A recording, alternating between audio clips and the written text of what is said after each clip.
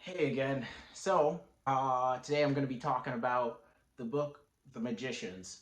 As I mentioned in some previous videos, I'm going to be doing like a light review without any spoilers, and then I'm going to be doing a spoiler review that like goes more in depth, will be longer, and hopefully prompt a bit of discussion in the comments. So, The Magicians. This book, I guess I'll just tell you how I found this book. Obviously, there's a TV show out. I think they just entered their fifth season. I was advertised a TV show on Netflix, and I decided to watch it, and I liked it. I was like, this is pretty decent. You know, I'm really into like magic systems and stuff like that, but I guess like not necessarily from that fantasy perspective. I've never read Harry Potter, never read Narnia, but I'm interested in like kind of like that more dark magic. Think like Sabrina or like the movie The Witch, that A24 movie. So I'm really into like that kind of magic. So I was like, oh, this might be fun. You know, it's an adult novel and everything. So I was like, this will be fun. So when doing the research to decide if I wanted to read this, there were a lot of warnings where people are like, they didn't like this book, namely because the protagonist, like all of them. But I was like, I've I've dealt with bad protagonists. I can deal with this. Like I've I've dealt with bad protagonists. I'll talk about this book later. But I've dealt with bad protagonists. This won't be a big deal. So this book, yes, people were right. The protagonists, all of them, are awful. They're all really bad people. I'd say except for maybe Alice, but like let me put a pin in that one. Um, the protagonists in this book, I would say, namely, are selfish, indulgent, shallow people that generally feel that they're better than anything that they're currently doing. They're smug, but not like a lovable smug either. Just a smug that you don't want to be around. With that being said, going into this book, I was like, okay, this is fine. You know, I can deal with this. But for me, this book didn't just suffer from bad protagonists. It suffered from what I felt was writing issues, like at the center of it. You have pacing issues in this book. So the story of this book is essentially you have some people that are magicians, and in this storyline, being a magician isn't necessarily anything like being a wizard in Harry Potter, where it's like, oh, you're born kind of like it. It's just like aptitude. And so the magical school called Break Bills finds these people that are magic, like, I don't know, sensitive or whatever. They test into the school, and then they're allowed to study there. Magic is focused in this book on being rigorous. It's focused on being like an art or a craft, I guess. But it's not anything like inherent, like, oh, you're just so powerful because like you're the chosen one. So they don't really go that route, which I appreciate.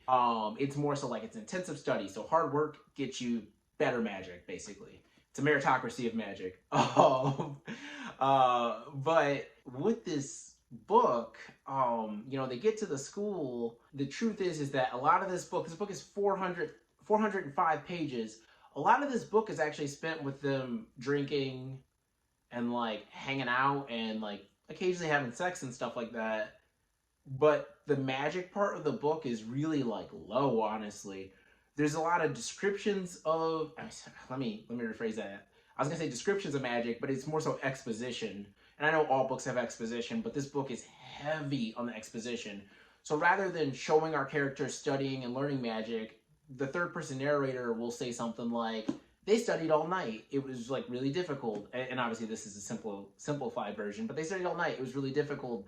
And yeah, and then it moves on. So you don't get any real you don't get close to the magic, you don't get close to the rigor. I was okay with magic being a craft, with it being a study, but you never feel close to it. It's all explained to you third person, so it feels almost passive. It feels like it happened, and it feels like someone's relaying the story to you, like secondhand, almost like a campfire story.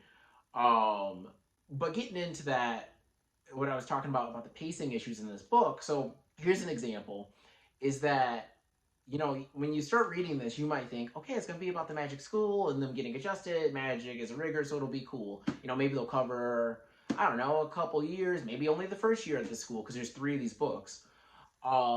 They cover I think 5 years of school in this one book, but the 5 years of school are probably all done by page 200.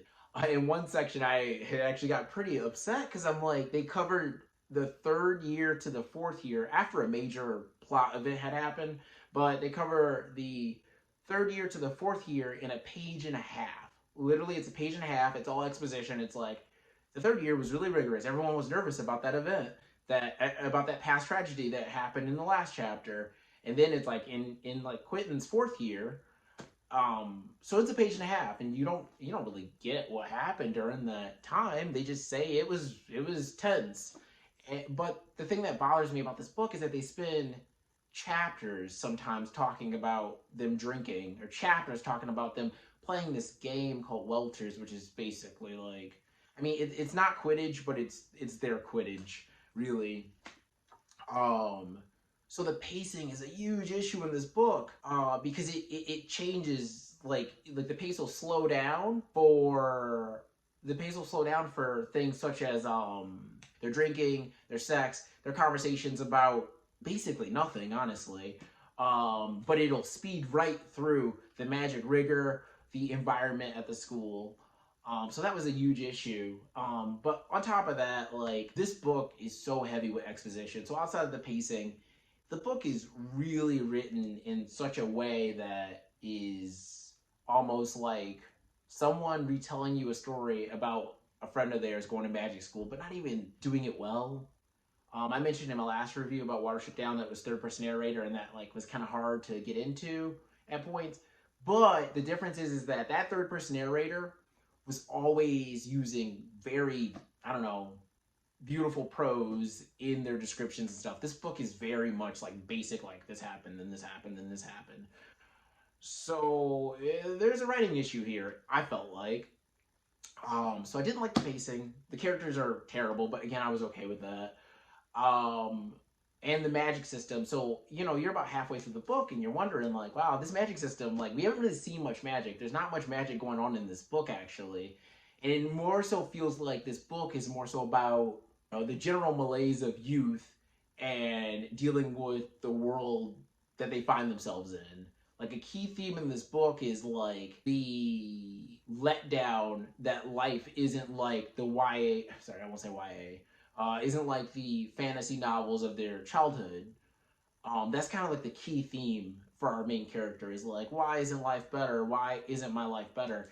And I think that can be written really well. I think you have some interesting concepts here, but I think that they did this the author, Liv, Liv, Liv Grossman. I think he did it in the most bland way. I think I got what he's trying to do. A lot of people consider this like kind of an anti-fantasy novel because it's taking some of those tropes and it's critiquing them, and I like that, but it's done in the most beige way possible. I think that there's a lot of ways to do what was attempted here and do it better. The issue here, though, is that at the end of the day, this book doesn't read like a satire because it lacks wit, it lacks intelligence, in my opinion.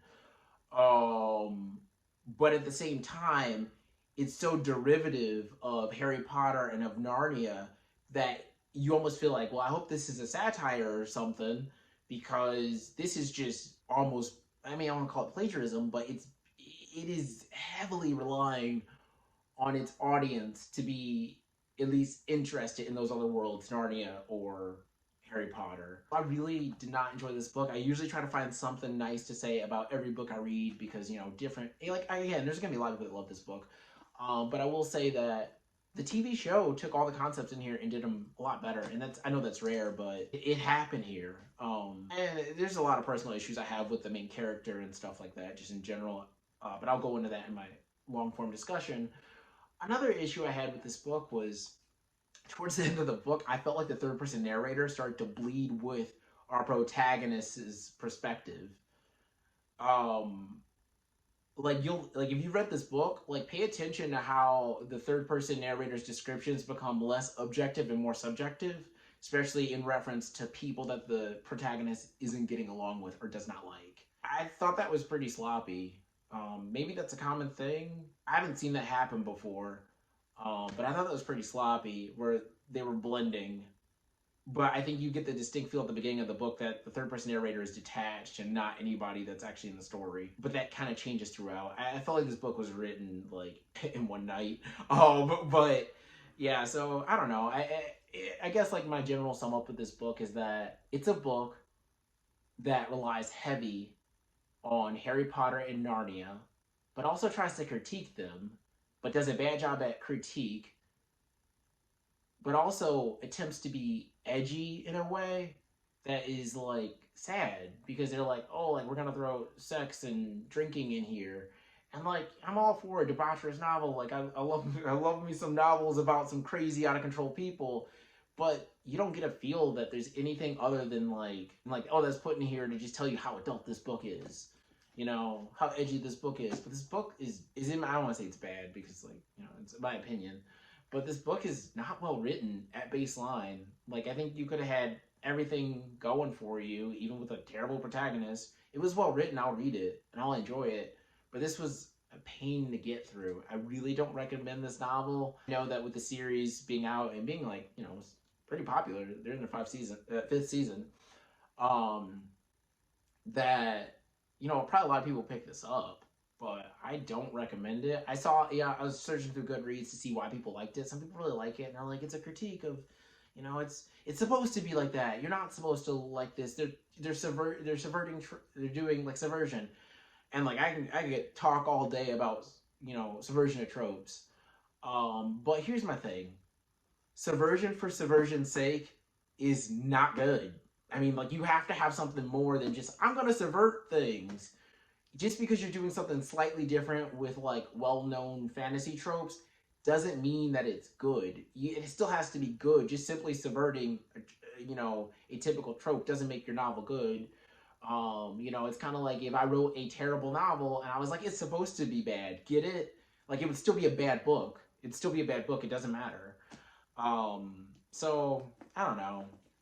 I think that this book weirdly enough stands on the shoulders of Harry Potter and Narnia, but also feels that it's better than both of those novels. It feels that it's above those, even though it's totally being propped up by those. Get into more detail in my long form discussion about this book, but if you like this book, like let me know why. Let me know your thoughts on this versus the TV show. I've only watched like some of the first season of the TV show, and everything so far is done a lot better. But that's kind of the end for this book. Outside of that, please rate or not rate. Oh my gosh, that's an old term. Please thumbs up and subscribe. I'm gonna be trying to release a video hopefully a few times a week. But please subscribe and thumbs up or thumbs down if you didn't like this. And just let me know how you felt about this novel. Trying to start a discussion. Again, you can go to my next video that I'm gonna make for a long form, more in detail version of what I've said here.